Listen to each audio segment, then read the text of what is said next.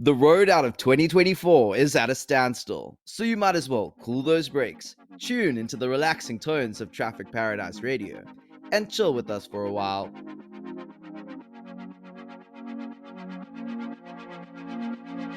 Nice paradise, like traffic paradise. What is this one?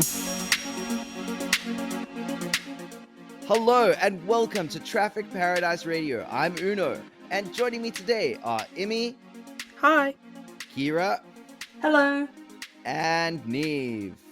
Hi. Okay, it's time for our Paradise and Purgatory of the season.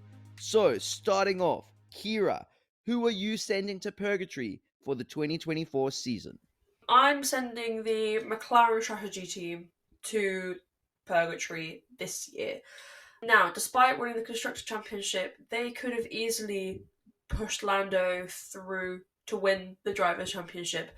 Even though, it is very arguable, and you'd not be wrong in saying that Lando made mistakes that cost him the championship, but there were also plenty of times where the strategy team caused Lando to lose points compared to what he could have earned. So for that reason, I'm sending McLaren to Purgatory. A fair candidate for Purgatory. Lots of mistakes from them this season and potentially catastrophic in terms of Lando's championship fight. So good call there. Next up, Niamh, who are you sending to Purgatory for the season? I'm sending the stewards. They were pretty inconsistent across the season. There were things that were getting 5-second penalties in the middle of the season that come the end were getting 10-second penalties, and I understand that it's not always the same stewards, but you'd think there'd be some sort of standard. So that's why I'm sending them to Purgatory. Absolutely. Sometimes very erratic decisions, very little consistency, and let's hope that that move to make the stewards a permanent feature, that they're the same stewards at every race, actually comes to fruition, because we need that consistency from the stewards so that the racing and the rulings are fair. Thank you, Niamh. Immy, what is your candidate for Purgatory? My candidate for Purgatory is FIA management. Specifically, I'd say Mohammed Ben Sulayem, because he keeps firing people. He kept firing people non-stop. It was, you've written something in this race report that I've taken the wrong way. You're fired. They fired the race director of F1, promoted the race director from F2, and then fired the new race director for F2. So for Qatar, I don't know if Abu Dhabi as well, but at least for Qatar, Rui Marquez had to race direct F2 and F1, and maybe even F1 Academy as well, which is so much for one person, and maybe why that sort of safety car situation took so long to happen, because how can you fire somebody and then fire somebody else's promotion in like the space of a week? That's not somebody who's got a proper sort of cognitive head on their shoulders. Yes, I think our disdain for Mohammed Ben Sulayem on this channel is quite well known. So it was almost inevitable that he would find himself in Purgatory to sit out the off season, because my goodness, that man is problematic. Thank you, Immy. And finally, my candidate for Purgatory is Christian Horner. Specifically, his sexual misconduct. Now, it is alleged, so I will just alleged sexual misconduct. But he really brought the sport into disrepute through his actions of having an affair, allegedly. And it started the season off on such a sour note that for the rest of the season, it sort of filtered through everything that happened at Red Bull, from Newey leaving to then Red Bull sort of falling off because Newey had left and was no longer working with the Formula One team anymore. It started the snowball effect. And I think part of the reason that Red Bull failed to get the constructors title this year is in part to Christian Horner and his sort of extramarital activities. So, on top of that, there's also been this ongoing civil war within Red Bull, and this sexual misconduct investigation was used as a political game to gain power for Christian Horner at the end of the day. And it's so gross that Red Bull allowed this to happen. And perhaps, I got to pick one candidate for Purgatory, but perhaps there's a few other people that need to be thrown in there at Red Bull, because it was such a failure on their part to actually hold Christian Horner accountable. But if I got to pick one person, it's going to be Christian Horner. And with that said, McLaren strategy team, FIA stewards, the FIA, Christian Horner, you are sentenced to purgatory to atone for your sins on and off the track. May the gods of motorsport have mercy on your souls. But now, after sending those devilish candidates to purgatory to wait out the off-season, we shall now uplift some candidates to paradise to enjoy their time off. So, Kira, who are you sending to paradise for the season? So, to go hand in hand with sending McLaren strategy to purgatory, I've chosen to send Oscar Piastri and Lando Norris to paradise. Now, perhaps not the most amazing season for McLaren, but it was a really, really good season. I mean, they won the Constructors' Championship, and a lot of that was the driver's performance. Like, they've done so well this season. I mean, Oscar has completed every single racing lap, and Lando was obviously in the drivers' championship fight. So they've both just done really well.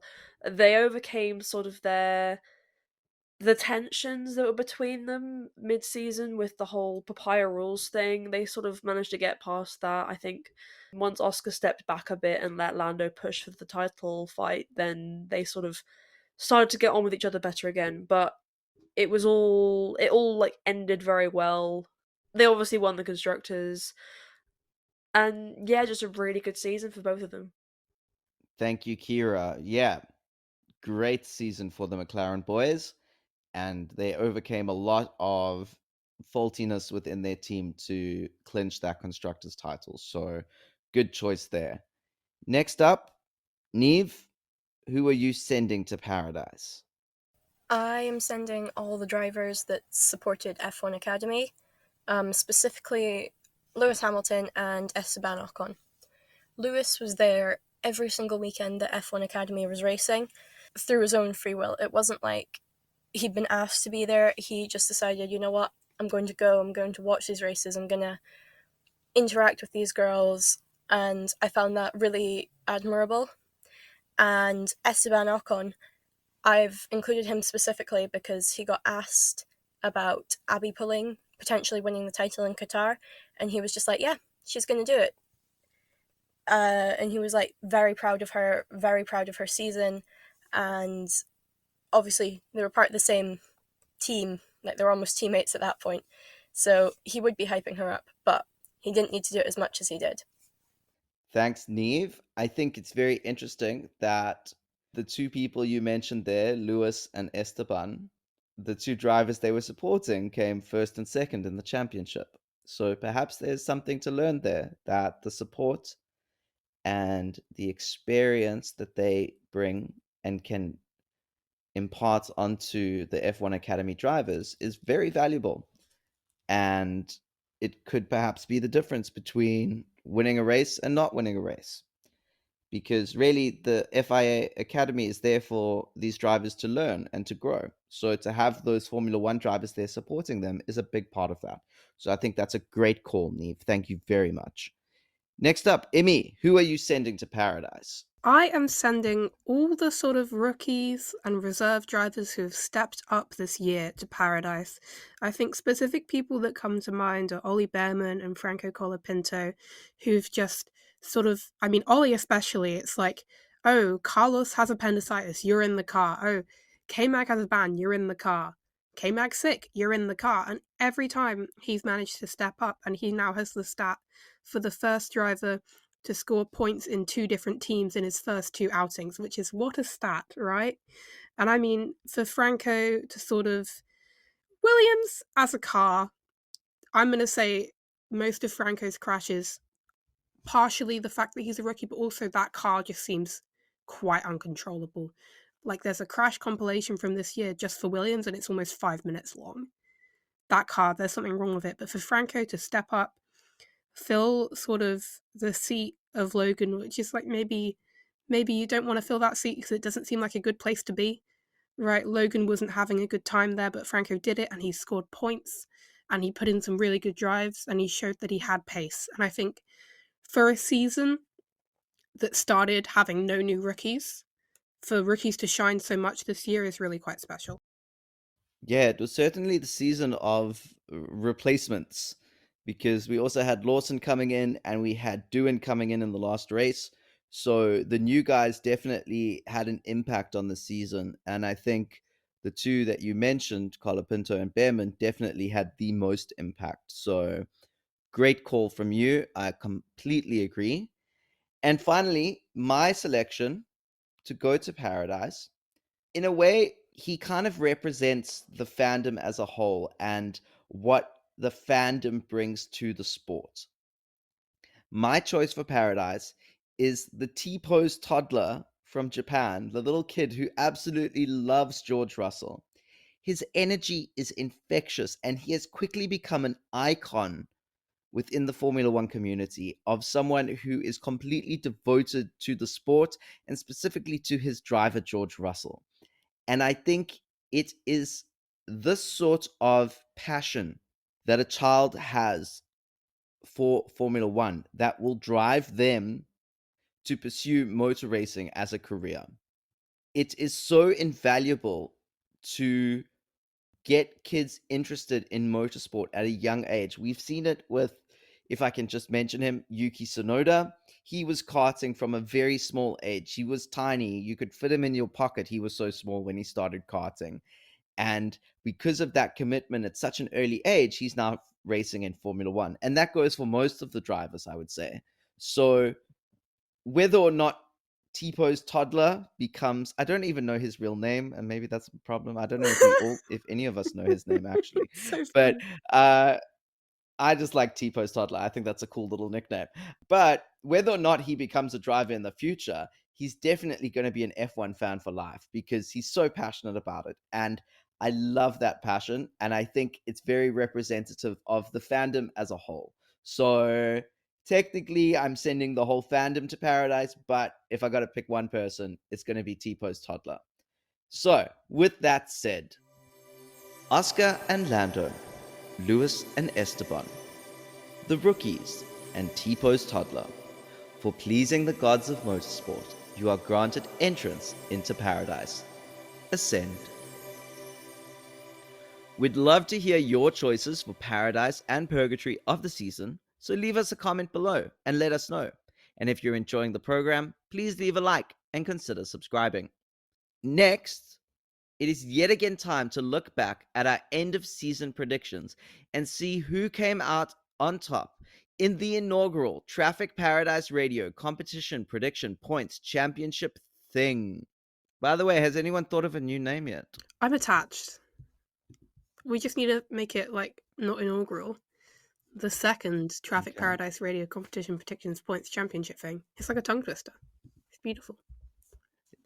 The second annual Traffic Paradise Radio Prediction Competition Points Championship I just think it'd be Yeah. so funny if we just didn't change the name at the end. It's beautiful. It's beautiful. The second annual Okay. makes it even wordier. I love it. Yeah, we're adding a We're word. adding a I love word. it. I love it. I love it. I love it. We should like hype it up like we're changing the name and then just swap round 2 of the words or something. I think that happened at some point, didn't it? Yes, and I think I actually just did it right now because I mixed up competition and prediction. But it's fine. We can never get the words right around. It's fine. It's fine. It can be. It's good. It's good. It's good. Okay, so with that said, let's recap our predictions that we made earlier on in the season for the end of the year. Immy, what were your predictions? My end of year predictions, and I think after we've done me, for the most part, there'll be a bit of a theme. P1 Verstappen, P2 Norris, P3 Piastri. When I made these predictions, he was having his really good middle of the season, so let's not think about the fact he almost lost P4. P10 Yuki Tsunoda, Constructors P1 McLaren, Constructors P6 VCarb, and nobody else would get a podium. So all in all, I gained 13 points. Wait, you're missing one out. What am I missing? Sauber points. Oh yeah, no, you're right. Yeah, I predicted Sauber points, but I predicted Bottas. I had faith in the wrong guy. So Okay, so you got 1, 2, 3 things right there. So well done, Immy. Kira, what did you predict? My predictions are very similar to Immy's. So I also predicted P1 Verstappen, P2 Norris, P3 Piastri. However, I actually predicted that Hulkenberg would get P10, which he didn't. I correctly predicted that McLaren would win the constructors. However, I said that Haas would get P6 in the constructors, which they didn't. I also said that there would be nobody else getting a podium and no Sauber points. So all of those were incorrect as well. Thank you. Niamh, what did you predict for the end of year? I predicted that Verstappen would win, Norris would come second, Piastri third, Hulkenberg would win the battle for 10th, McLaren would get the constructors, which obviously they did. VCarb would be P6. I think I jinxed them. There would be no other podium sitters, and Sauber would end the season with 0 points. Thank you, Niamh. And finally, well, not quite finally, but my predictions, if you had to sum them up in a word, it would be delusional, I think. Because I thought that Norris was going to win the championship, Verstappen would come second, and Leclerc would come third. But I did get Leclerc right, so that's nice. I predicted that Yuki Tsunoda would come P10, and my goodness, it looked close until the final couple races of the year, but there's nothing we can do about that. I did predict that McLaren would win the constructors, so that's good. I got that one right. And I predicted that VCarb would come P6 in the constructors. They were also robbed of that as far as I'm concerned. I also predicted that Tsunoda would get a podium, but at least I predicted someone would get a podium because a lot of people said no one else would get a podium. So I think I deserve at least like some recognition for that. And then my final prediction, oh ye of little faith, I predicted that Zhou would end the season with points, and by God, I was right. So I am very happy that Zhou got the points, and I'm happy that I get a point because Zhou got the points, and I'm just happy that I proved everyone wrong. But Immy, sorry, I'm just gloating a bit. I did terribly in the rest of the things, so I'm just gonna gloat about my Zhou point. I feel like we should have made that prediction worth more points, to be honest. But oh well, that would have helped. Considering how shocking it was. Absolutely. All in favor of making it worth 10 Okay, points. not Say now, aye. not now. I heard at least 5 ayes there. It must be true. Okay, but it's fine. Uno point for Uno. That's okay. Immy, would you please let us know what Tay predicted? I will let you know what Tay did. Tay's predictions were pretty much similar. We all went really similar apart from Uno, which Uno did not benefit from. P1 Max Verstappen, P2 Lando Norris, P3 Oscar Piastri, P10 Nico Hulkenberg, Constructors P1 McLaren. We were all right on that, so congrats everybody. Constructors P6 VCarb. Another podium? No. Sauber points? No. So Tay picked up 13 points. All of us picked up 13 points, apart from Uno, who got 7, and Lee, who did not do them. We can say she got appendicitis or something, I don't know. Yeah, Lee, in what is possibly one of the worst decisions in all of F1 history, decided not to submit any predictions for the end of year, which left, well, you'll find out how that affected her standings in the points in a moment, because we're going to now have a look at the leaderboard and see how it changed. So I'm going to go from bottom to top. But before we do that, I just want to say what the points looked like before we calculated the end of year predictions. In first place was Lee on 18 points, followed by Kira, then Immy, then Tay, then me, then Niamh. Let's have a look at how that turned out now. In sixth place with 17 points is me, Uno. That's so sad. I It's so came funny. stone It's so last. funny how we didn't even do them and they weren't last. Yeah, I just can't it's get very over it. sad. Uno, But I it's fear fine, that is it's fine. actually the bottle of the century. Well, not really. The bottle of the century is Lee, because Well, yeah. I went from 10 points last week to 17 And points you still this came week. last. Lee, it doesn't matter. Lee went from first place to fifth place. Okay, That's that the is the bottle. bottle of the century. I need dropped You one just had a very place. Lee progressive dropped bottle 5. over the course of the season. Sure, whatever. Progressive bottle. Actually, no, there wasn't really anything to bottle anyway. in the first place.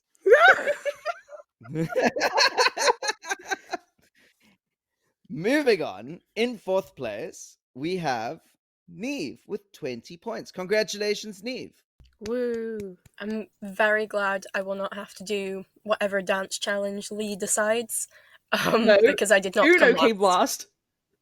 Uno. Yeah, I didn't agree to any dance challenge, so sorry for you. It was a bit of a joke between me and Lee, and I would like to see Uno do it now because I didn't finish dead last. You know, a bit of a reward. That is something you will not see. Moving on, before anyone thinks that this is going to be something I'm going to do, Tay came in third with 24 points. Tay is not with us today, but we shall congratulate her. Well done, Tay. Woo! Also, Tay got to see Yuki Tsunoda today, so I don't think she cares that she's not here recording with us. So Tay had a great day in Japan and went to the Honda end of year function event thing and got to see Yuki Tsunoda. And I believe she got Ayumu Iwasa's signature or autograph or whatever. So yeah, Tay had a great day. So she's probably having a much better day than us. So congratulations to Tay. Everyone say well done, Tay. Good Well job, done, Tay. Tay. Congrats, Tay. So much I enthusiasm. know. Okay. In second place, the runner-up of the inaugural Traffic Paradise Radio Competition Prediction Points Championship thing is Immy with 26 points. Woo! Do I get one of those little sad FIA trophies now? No, Oh, heartbroken. it's not in our budget. They don't We look do like they'd not be have a worth more than a budget. tenner. I think you're probably better off without one. Yeah. Feel free to go to Poundland and buy yourself a chocolate. Oh, thanks for the permission to do that. Yeah, I totally will. Yes. Yes. You have permission to spend a single pound But- on chocolate, Immy. Yes. Unexpired chocolate from Poundland. Okay. Expired? I don't think it's expired, shame. I don't want a lawsuit, okay. But most importantly, the winner of the inaugural Traffic Paradise Radio Competition Prediction Points Championship thing is Kira with 28 points. So first I'd like to thank Beyonce. Anyway, no, I actually want to thank Lee for Lee for not doing her end of year predictions, because she basically just handed me the win, because I think if she'd done similar predictions to me, well, she'd stayed ahead. So yeah, thanks Lee. And yeah, I'm actually like shocked that I won, because I'm normally really bad at predicting things, but you know, I'll take it. Yeah, it's been really fun. It's been oddly competitive, but you know, it's always just like good fun. And it's been really nice to do that this season. So yeah, thanks guys. Woo. Thank you, You should Kira, play and the- well done. The angel music they played at the FIA Awards. I don't know that music. Did you not watch it?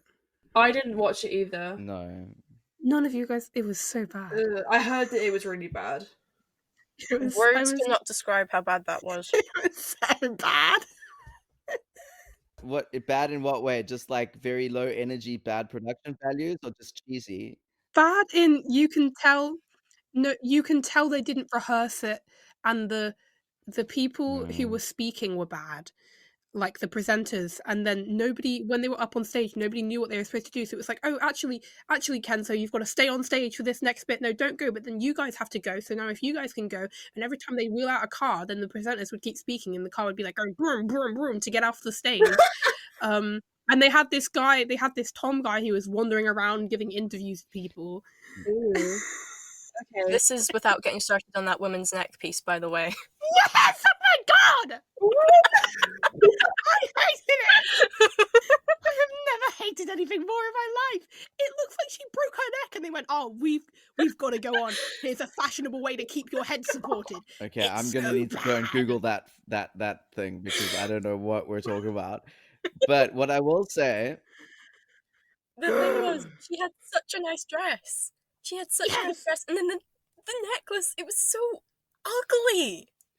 okay, well, I shall include some just- pictures honestly. in the video so that our viewers can see what y'all are on about, and also so that I can see what y'all are on about because I have no idea what's going on now.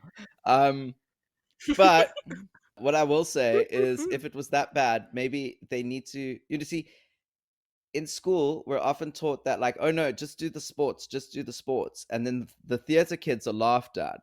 But you know who would have made those award shows work well is theater kids, because they can plan ahead and they know how to present. Okay, so all I'm saying is that, like, you need to find the Yes. balance. Sports people, you need to befriend the theater kids. Okay, find that balance in your life so that you can put on some good award shows. But with that said, thank you for tuning in to Traffic Paradise Radio. It looks like the road heading out of 2024 is finally clear. If you enjoyed this episode, please make sure to follow us if you're listening on Spotify, or like and subscribe if you're watching on YouTube, so you can catch all of our content next year. In the description, you will find links for our socials, so be sure to follow us there for race coverage or just to say hi. We do have one more episode coming out after this, so keep a lookout for that. It'll be on our favorite helmets and liveries of the season, so it will be a great video to watch. But other than that, thank you so much. Have a great rest of your day or night. Bye-bye. Bye. Bye. Bye.